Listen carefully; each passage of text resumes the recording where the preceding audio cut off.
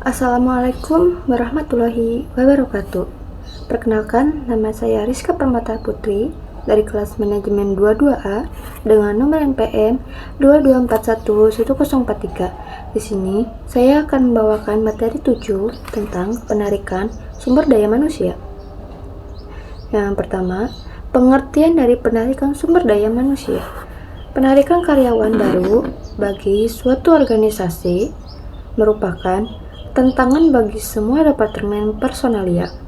Kadang-kadang, kebutuhan karyawan baru diketahui secara jelas sebelumnya karena rancangan sumber daya manusia disusun dengan baik.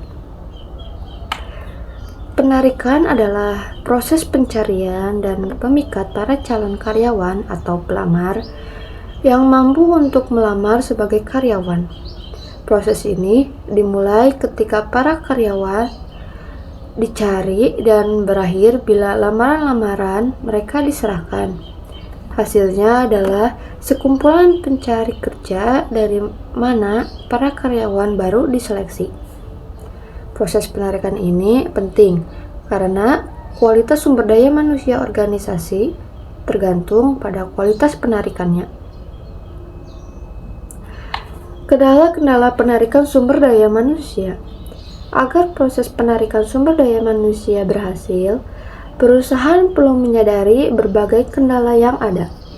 Batas-batas tersebut bersumber dari organisasi, pelaksanaan penarikan, dan lingkungan eksternal. Kebijakan-kebijakan organisasi. Di antara kebijakan-kebijakan organisasi penting yang dapat mempengaruhi penarikan terbagi menjadi 4 kebijakan, diantaranya kebijakan promosi.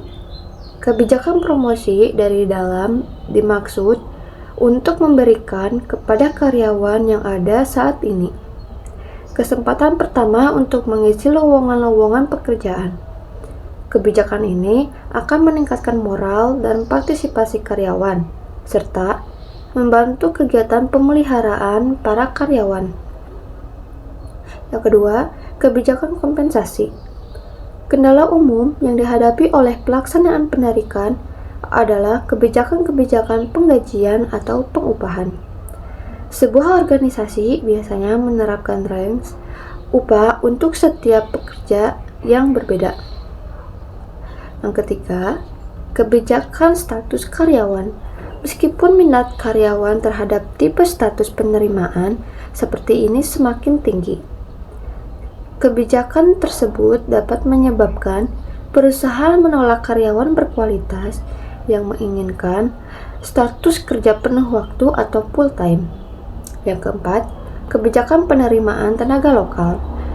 Perusahaan bisa saja memiliki kebijakan untuk menarik tenaga lokal di mana perusahaan beralokasi dan beroperasi. Prioritas penarikan ini biasanya dimaksudkan untuk lebih melibatkan masyarakat dan menjalin hubungan baik dengan masyarakat sekitar. Rencana-rencana sumber daya manusia dengan merinci persediaan keterampilan, rencana pelatihan dan pengembangan serta promosi dan transfer. Rencana personalia mengurangi pekerjaan-pekerjaan yang harus dipenuhi melalui penarikan, serta mana yang akan diisi secara internal.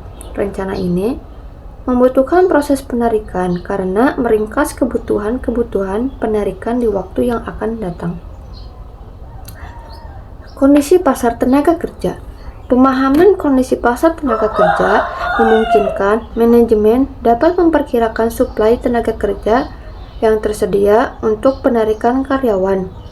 Jika suplai dalam wilayah geografis tertentu terbatas, penarikan harus diperluas dan biasanya biaya-biaya tenaga kerja akan lebih besar.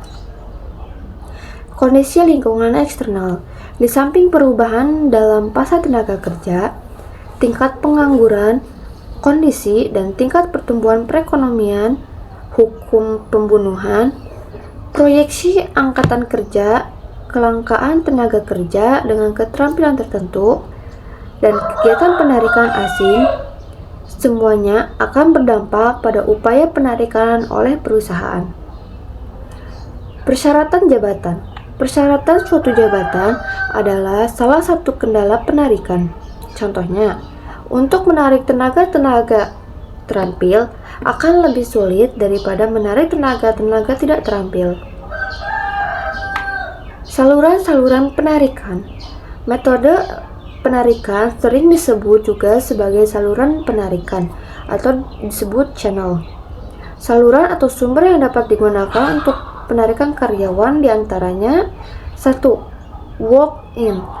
Pelamar atau pencari pekerjaan datang sendiri ke perusahaan dan kemudian mengisi belangko lamaran yang telah disediakan.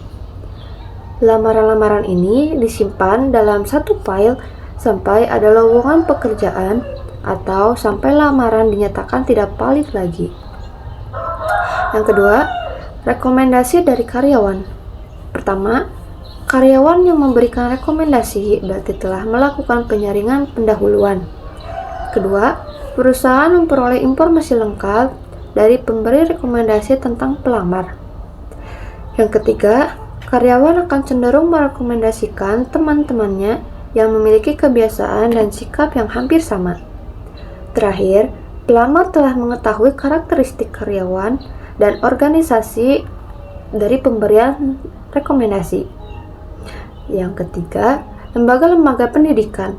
Pekerjaan dalam perusahaan akan semakin teknis dan kompleks, sehingga perusahaan semakin memerlukan para sarjana lulusan perguruan tinggi. Banyak perusahaan melakukan upaya khusus untuk membina hubungan konstitusi dengan lembaga pendidikan. Pengaruh-pengaruh penarikan sumber daya manusia terhadap perusahaan. Penarikan sumber daya manusia dapat mempengaruhi perusahaan dalam berbagai hal. Berikut adalah beberapa pengaruh penarikan sumber daya manusia terhadap perusahaan. Yang pertama, kualitas sumber daya manusia. Proses penarikan karyawan yang baik dapat membantu perusahaan mendapatkan karyawan yang berkualitas dan sesuai dengan kebutuhan perusahaan. Sebaliknya, jika proses penarikan karyawan tidak dilakukan dengan baik, perusahaan dapat mendapatkan karyawan tidak sesuai dengan kebutuhan perusahaan. Yang kedua, efektivitas kerja. Penarikan karyawan yang baik dapat meningkatkan efektivitas karyawan dan perusahaan. Karyawan yang berkualitas dan sesuai dengan kebutuhan perusahaan dapat membantu perusahaan mencapai tujuan dan peningkatan produktivitas. Yang ketiga, kesesuaian karyawan. Penarikan karyawan yang baik dapat membantu perusahaan mendapatkan karyawan yang sesuai dengan budaya perusahaan dan nilai-nilai yang dipegang oleh perusahaan. Cukup sekian yang dapat saya sampaikan. Wabillahi taufiq wal hidayah. Wassalamualaikum warahmatullahi wabarakatuh. Terima kasih.